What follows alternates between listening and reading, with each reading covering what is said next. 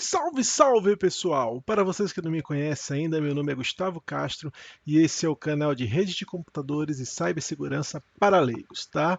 O vídeo de hoje a gente vai falar de segurança na internet, vamos mostrar os perigos, como se prevenir desses perigos, tem muita informação e muita dica legal. Valeu? É só conferir, assistir o vídeo. Roda a vinheta!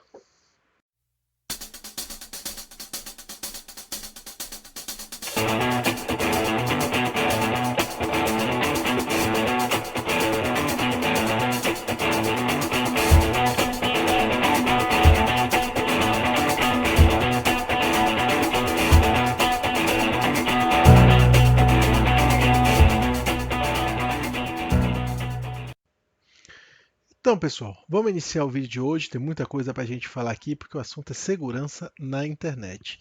Como esse é o nosso primeiro vídeo que eu saio do tópico de redes de computadores, então eu vou aproveitar e falar um pouco sobre segurança cibernética. Tem tudo a ver com o tópico de hoje, que é segurança na internet.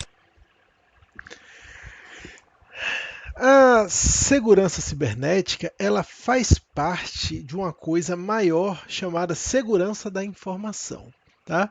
Quando eu falo em segurança da informação, eu tenho que falar um pouco sobre o mundo empresarial. Hoje, as empresas consideram a informação o novo petróleo, o maior ativo que existe na empresa. E para uma empresa, tudo é informação. Informação não é só os arquivos que estão lá na rede ou os dados que estão no banco de dados.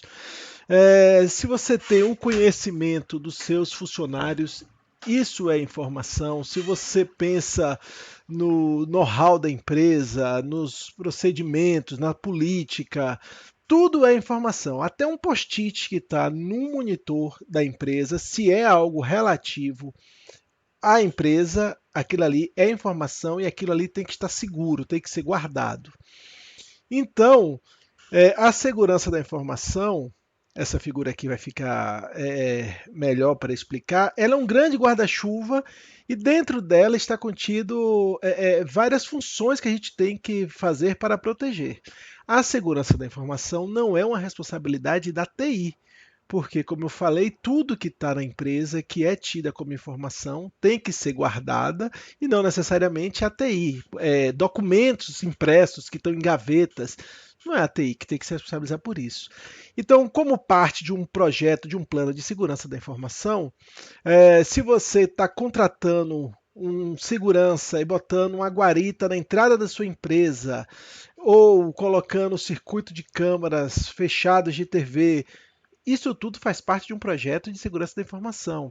Assim como se você faz políticas, né, da empresa para tratar do assunto, como política de senhas, política de transferência de arquivos, ou políticas que não é nem diretamente relacionada a assuntos de TI, como políticas de documentos impressos, de armazenamento, tudo isso a gente está falando de segurança da informação. Fechaduras como biometria, tudo é segurança da informação. Mas quando a gente começa a pensar no digital, aí você cai em segurança cibernética, ou seja, a cibersegurança. Por exemplo, eu penso em adotar um determinado antivírus porque ele é o melhor do mercado. Eu estou tratando de segurança cibernética. E, por tabela, segurança da informação. Se eu vou adquirir um firewall, ou se eu vou adquirir um IPS, essa figura aqui não é de um ladrão físico que está entrando na empresa, não. É um invasor virtual. Então, existem aparelhos como IPS que eles vão ficar verificando isso. É uma decisão da segurança cibernética. A honeypot, que é um servidor isca que a gente deixa sem segurança nenhuma em nossa rede, para se a rede for invadida por um atacante, possivelmente ele vai cair nela. E a gente pode contra-atacar e ver quem está atacando, como ele está atacando. Todo esse tipo de ferramenta, né, para a gente contra-atacar. Então, todo esse rol de soluções que eu citei aqui do lado direito, a gente está falando de segurança cibernética, que faz parte da segurança da informação, que é algo muito maior, que é a responsabilidade, como eu disse, não da TI. Claro que a TI vai participar, mas é a responsabilidade do corpo gerencial da empresa. O nosso canal a gente vai falar de segurança cibernética, de cibersegurança, porque eu quero voltar assuntos, temas aqui para o nosso dia a dia, não de empresas, é de pessoas comuns, como hoje que a gente vai falar de internet. Mas, como é o primeiro vídeo que eu trato do assunto, saindo de rede de computadores, eu queria dar esse contexto. Então, vamos seguir em frente. Agora que já conhecemos segurança cibernética, vamos falar dos malwares, certo? O malware é um termo genérico que abrange todos os tipos de programa especificamente desenvolvidos para executar ações maliciosas em um sistema, né? É um programa que é feito para te sacanear. Assim, você vai. É claro que você não tem ele de propósito, ele aparece em seu computador, a gente vai explicar aqui eles, mas ele tem o intuito de te prejudicar. Antigamente só tinha vírus, mas com a disseminação da internet, aí surgiram vários malwares de vários que fazem, cada um faz uma coisa específica, trabalha de um determinado jeito, então resolveram classificar. Em vez de tudo ser vírus, começou a ser um malware e cada um na sua casa, né? O primeiro, como já disse, é o vírus, né? O vírus, ele é um programa malicioso que ele se propaga dentro de seu computador e através da rede para outros computadores e tem o objetivo de prejudicar. Antes da internet ser esse boom, né, quando era feito um vírus, ele era propagado através dos disquetes, a pessoa emprestando um disquete para o outro, emprestando, e aí o vírus se propagava. Só que ele demorava muitos meses ou anos para se propagar a nível mundial, muitos não se propagavam a nível mundial, mas hoje em dia com a internet, um vírus novo de computador é que nem fake news. Da noite para o dia ele viraliza literalmente, infecta computadores do mundo todo se não tiverem protegido. Eu vou pedir licença aqui, vou chamar o quadro Um pouco de História, no qual eu narro fatos interessantes do passado aí na área de tecnologia.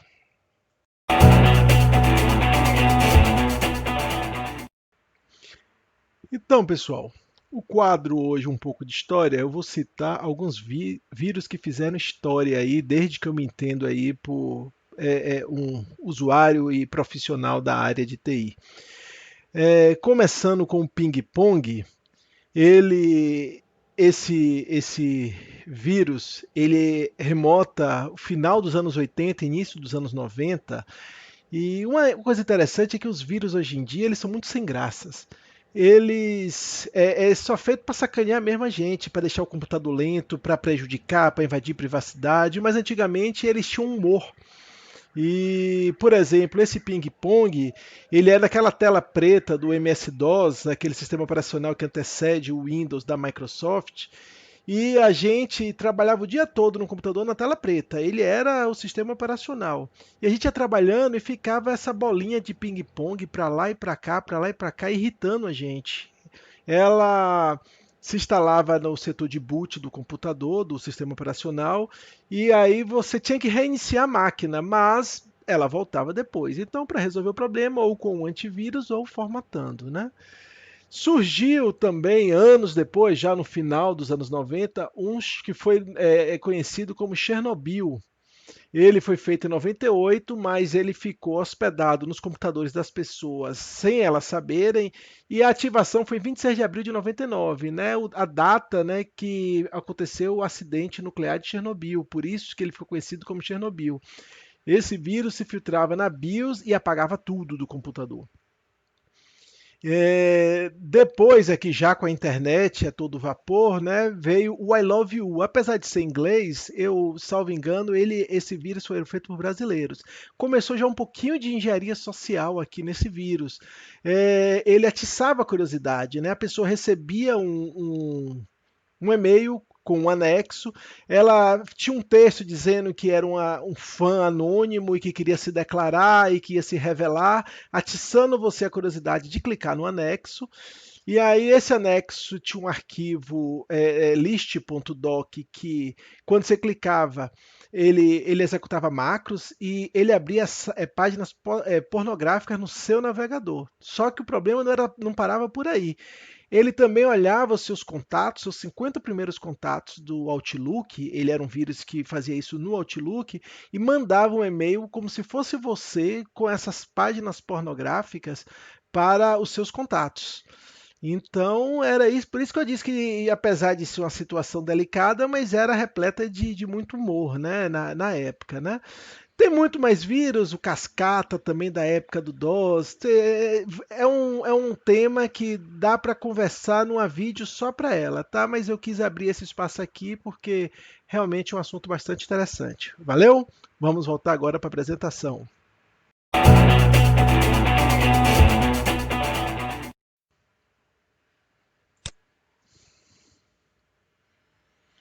Bom, cavalo de Troia é outro tipo de malware.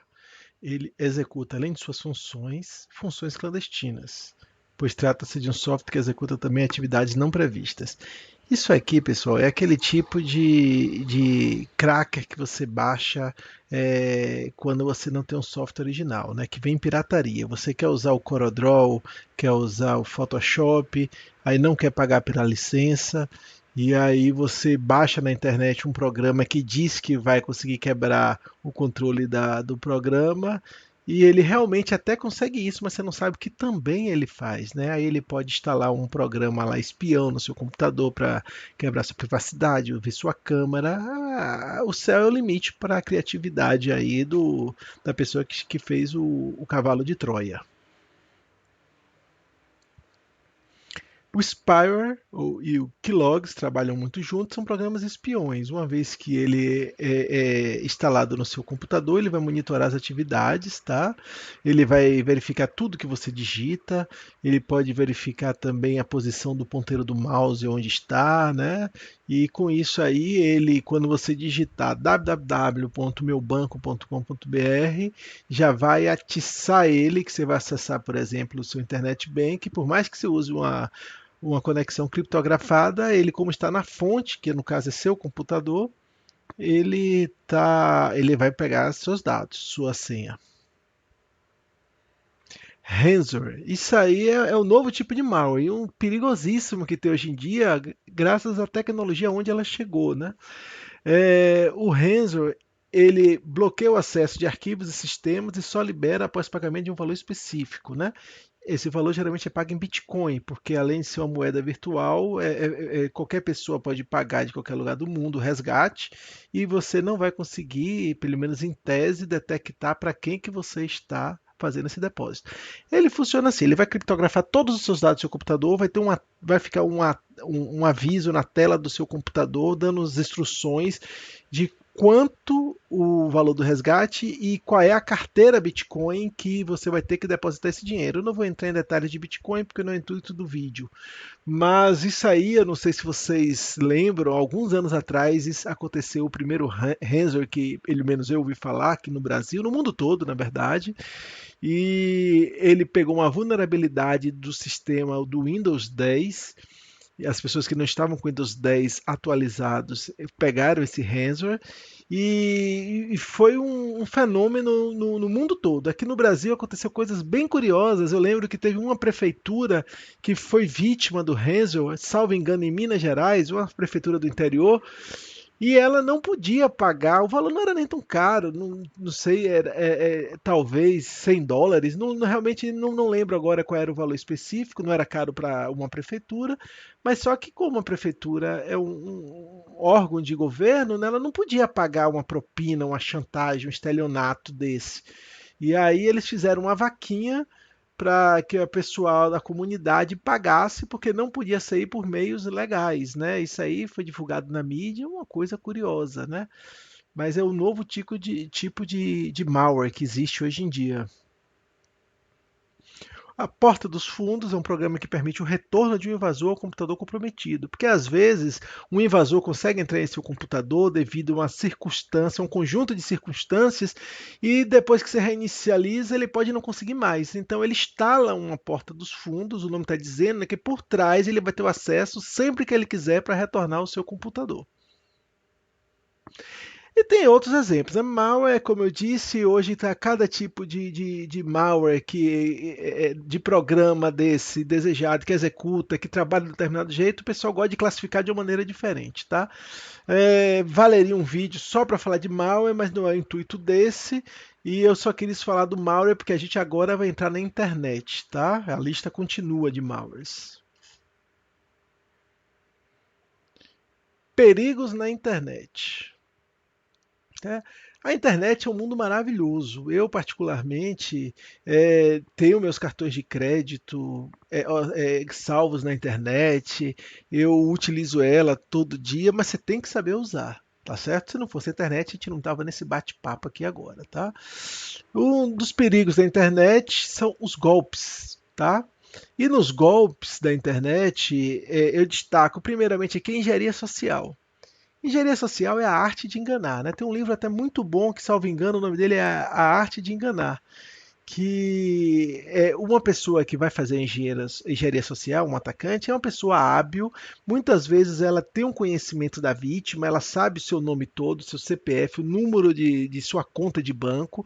Aí ela vai te ligar com a malícia de dizer que é um funcionário do seu banco, vai pedir, vai confirmar, olha, o senhor é seu fulano, o número da conta do senhor é tal, o senhor abriu a conta aqui com a gente tal, aí você vai ter certeza que do outro lado tem uma pessoa do seu banco e aí ela já te induziu, ela te bota no golpe. Que aí ela pode, por exemplo, até perguntar: estamos tendo que atualizar o sistema, deu um problema, o senhor vai ter um prejuízo agora, preciso da conta do banco. Aí você vai lá e ingenuamente dá.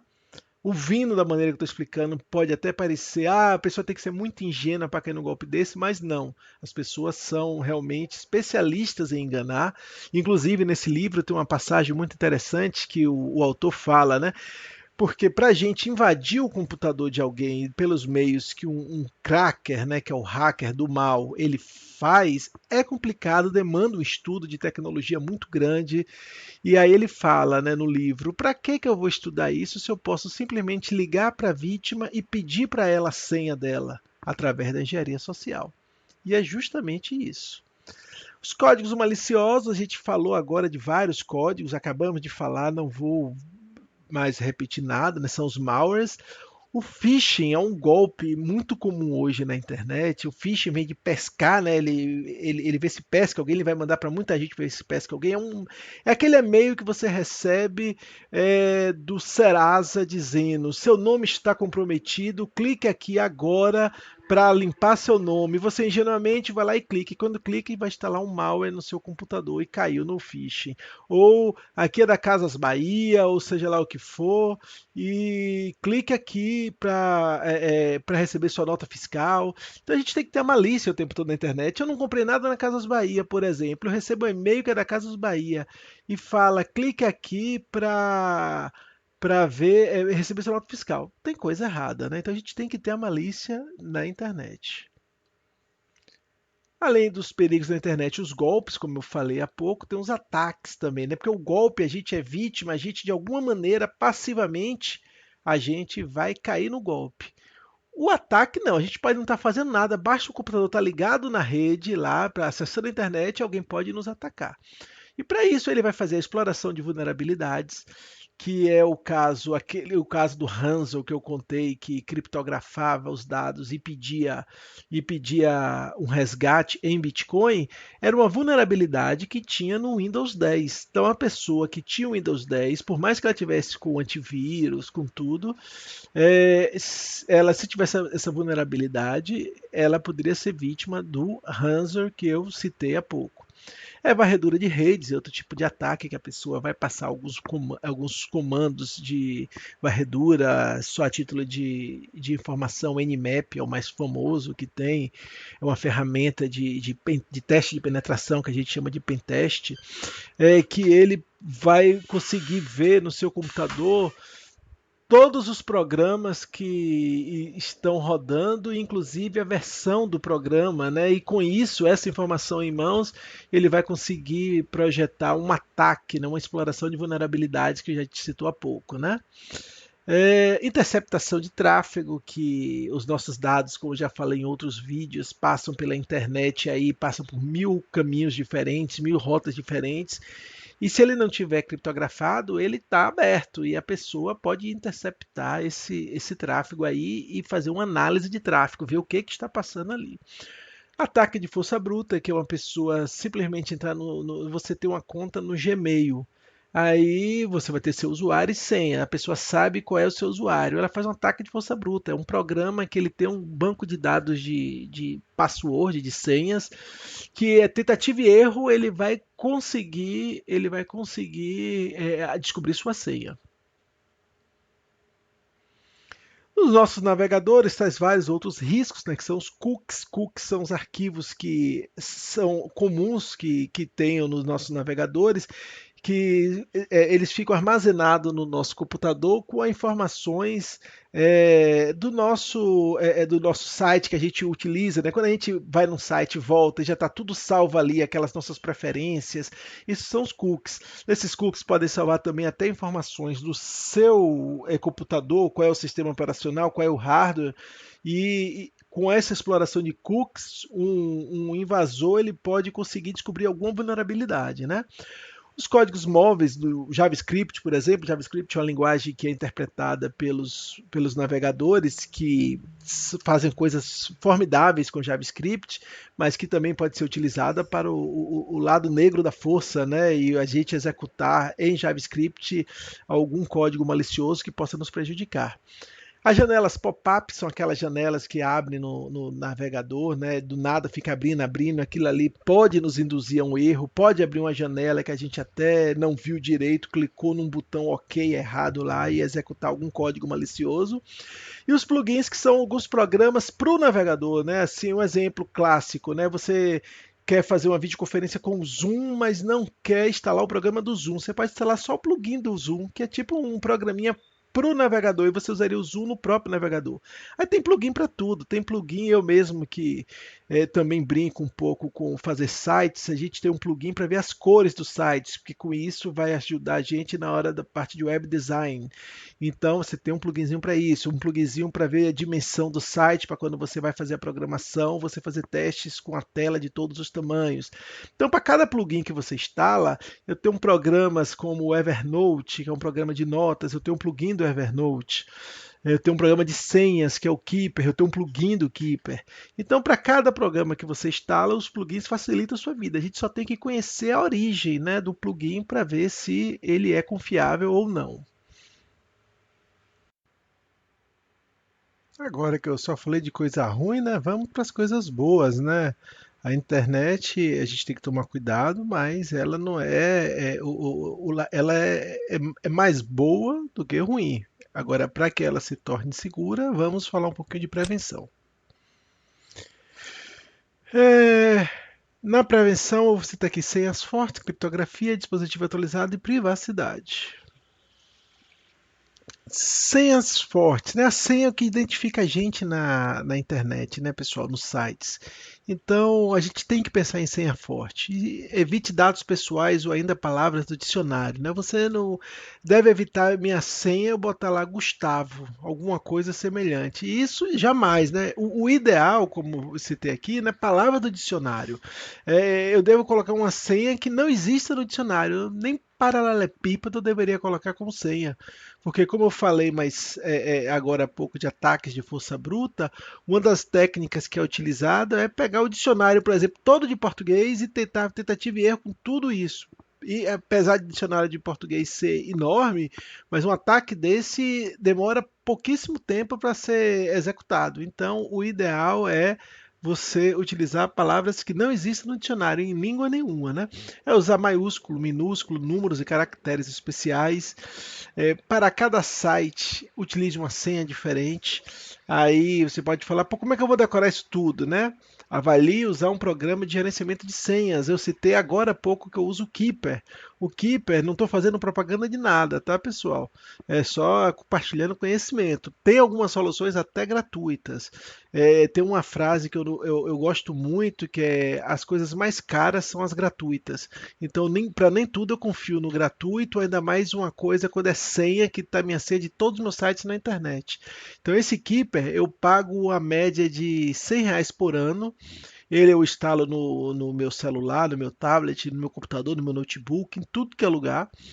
Ele é todo criptografado, tem a autenticação dos fatores que eu vou falar logo abaixo. E a grande vantagem dele, qual é o segredo dele? Eu tenho uma senha do Keeper bem complexa E quando eu vou entrar num site, o Keeper ele tem um plugin que eu também já falei há pouco. Ele identifica que site é aquele. E aí eu boto minha senha do Keeper. Aí eu boto a senha do Keeper, o Keeper vai lá e por tabela ele coloca a senha daquele site. Então, para cada site meu, a senha é cavernosa. Eu não sei senha de site nenhum meu, eu só sei a senha do Keeper. Uma boa dica aí para você gerenciar suas senhas, tá? Utilizar a autenticação dos fatores, né? Porque o Keeper eu tenho uma senha para tudo, como citei, mas vai que alguém instalou aqui no meu computador um programa, um malware daqueles que fica olhando o meu teclado, né, o Keylogger, e ele vê a minha senha do Keeper. Não vai ser suficiente para ele entrar no Keeper, porque o Keeper eu utilizo essa tecnologia de autenticação de dois fatores, que além da senha, que é sempre a mesma, eu tenho que botar uma segunda senha, que é aquelas que a cada 30 segundos muda. É um número aleatório de 8 caracteres, 8 dígitos numéricos, mas a cada 30 segundos ele muda para outro número aleatório, outro número aleatório. Então a pessoa também tem que ter isso, né? E eu pego essa outra informação, no caso do Keeper, no meu celular, mas você pode configurar para receber um SMS, para receber um e-mail, para ser com QR Code, para você ler na hora, e somente o seu celular que consegue ler aquele QR Code. Então, todos os sites hoje seu eu recomendo botar uma autenticação dos fatores, né? O Facebook, todos esses sites que podem te dar uma dor de cabeça, né? Facebook, Dropbox, no meu caso, o próprio Keeper, Microsoft, Gmail, todos esses sites meus têm autenticação dos fatores, tá? É, Mudar a senha padrão dos equipamentos é uma falha grotesca que nós cometemos. Receber um roteador da NET e deixar a senha que a NET nos deu, né? Porque se você for analisar, né, não só NET, Vivo, qualquer empresa, né? Você não sabe quem está no outro lado. A pessoa pode saber a senha do seu roteador e pode. Você não sabe o que ele pode fazer, né? Não precisou de nada, porque ele vai ter a NET, vai ter, no caso, estou falando NET porque é o meu caso, ela vai ter qual é a senha do meu equipamento. Então não é só o roteador da NET, né? Qualquer equipamento que você compra, que você instala, e que ele vem uma senha padrão, mude, porque essa senha padrão, o nome já está dizendo, é padrão. Se eu boto na internet, você descobre a senha padrão desse equipamento. Em prevenção, a gente também pode falar de criptografia, né? É considerada como a ciência e a arte de escrever mensagens em formas cifradas ou em código. Criptografia é um mundo, né? Eu nem vou botar exemplos aqui, porque eu pretendo fazer muitos vídeos, falar muito de criptografia, falar de hash, falar de certificado digital, falar de VPN, tudo isso aí a criptografia está diretamente ligado. E para cada item desse que eu falei, com certeza vai ser um ou dois vídeos, que é um mundo e é interessantíssimo para a gente conhecer um pouquinho e discutir aqui no canal. O dispositivo tem que estar atualizado, né, pessoal? Tanto seu computador como o smartphone, né? Deverá estar com o sistema operacional atualizado e sempre original, né, pessoal? A gente tem que ter ética, não dá para usar mais software pirata. Você vai usar um software pirata, além de ser ilegal, tem o problema de que você vai usar um programinha para desbloquear aquilo e aí você já perdeu toda a segurança do seu computador. Então não adianta você ter um Windows legalizado, ter o pacote Office legalizado e o CorelDRAW pirata, porque todo o seu computador pode estar em risco. E o sistema operacional atualizado. Lembra daquele caso do Renzer que eu contei lá, que a prefeitura teve, que foi com os dados criptografados, foi no mundo todo? Aquilo ali foi no Windows 10 as versões que estavam desatualizadas. A gente já no Windows em específico, né, existe aquele Windows Update que você já deixa marcado e tem uma atualização da Microsoft, ele já atualiza, tá?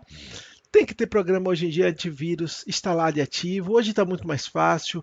Antigamente você tinha que comprar um antivírus, tinha o Norton, o McAfee, aí surgiu o AVG e o Avast que eram de graça. E aí tá, mas a Microsoft na filosofia agressiva dela, com a concorrência, né?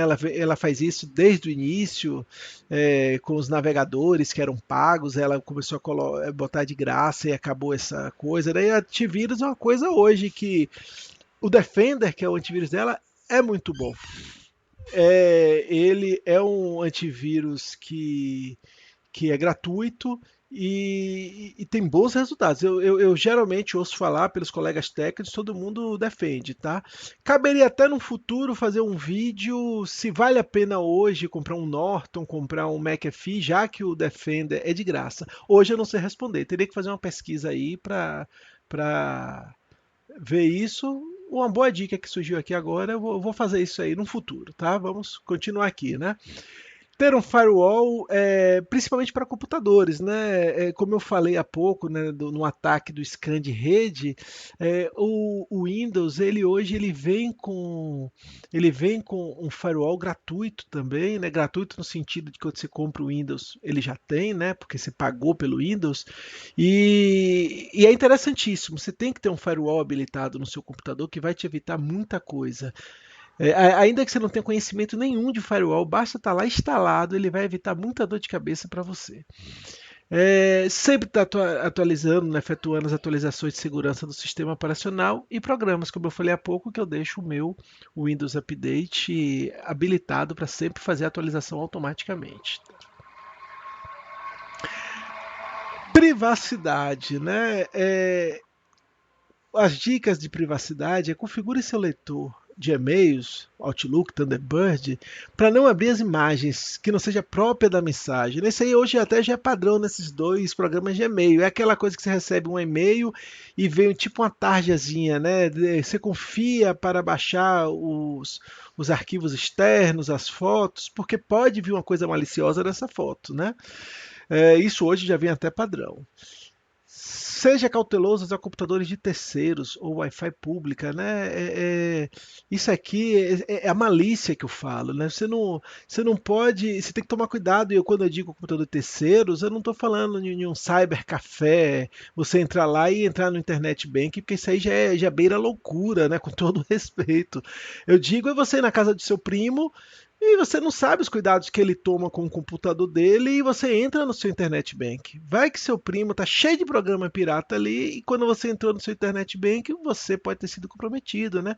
Wi-Fi pública, né? O Wi-Fi, lembrando que o canal é o ar. Então você entrar no Wi-Fi pública, você não sabe a segurança que tem ali. Então é evitar. Pode entrar até no Wi-Fi pública, mas tome cuidado com o que você faz. Seja atento às informações compartilhadas em redes sociais, isso aqui é uma dica importantíssima. A gente hoje gosta de expor tudo que vai buscar o filho na escola, que vai passar o final de semana em tal lugar. Eu já vi matérias que foram bastante divulgadas aí na imprensa, né, de ladrões, não sei se é fake, né, mas isso foi muito viralizado, que os ladrões escolhiam até suas vítimas quando ele entrava no Facebook das pessoas para ver os hábitos dela, né? O que a gente falou de engenharia social também, né? A pessoa já te liga, já sabe de sua vida toda, sabe o nome de seu cachorro, sabe que você tem uma casa de praia em tal lugar, sabe tudo de sua vida, porque ela simplesmente acessou seu Facebook e que todas as informações você mesmo postou lá gratuitamente, tá? E por fim, sempre desconfie de anúncios, promoções fora da realidade de mercado ou caridades alheias, né? A gente é tentado a querer ser esperto, a verdade é essa, né? E não é nem ser esperto para prejudicar os outros. Um caso que aconteceu agora, tem semana passada, retrasada, eu fui comprar um videogame para o meu filho. Fui comprar na internet, como eu disse, eu compro tudo na internet, é mais barato do que na loja física. Eu liguei para as lojas físicas, era R$ 500 mais caro por comprar numa loja física. Fiz o mercado, olhei esses sites famosos de compra, né? Americanas, Amazon, Kabum, que é um site que eu gosto muito, Casas Bahia. E o valor do videogame era um PS4, ele variava de 2.400 a R$ 3.000. E tinha um site que eu não conhecia que estava oferecendo por 1.500. Eu nem entrei nesse site. Não existe essa fórmula mágica. Como é que está todo mundo vendendo, os gigantes desses vendendo por 2.400 a 3.000 e alguém está vendendo por 1.500? Aí você entra, compra lá e é enganado. Então tem que ficar desconfiado disso, tá certo? Bom, esse vídeo não tem como ser um vídeo curto, né? Porque a gente tem tanta coisa para falar e apesar de o vídeo não ter sido tão curto, eu ainda só falei superficialmente de cada coisa, né? Porque é isso mesmo, é um vídeo introdutório para dar algumas bases, trocar algumas experiências, contar algumas histórias. E como sempre eu finalizo, gostou do material apresentado? Deixe a curtida e inscreva-se no canal. Valeu? Até a próxima, turma. Foi um prazer estar aqui com vocês, viu?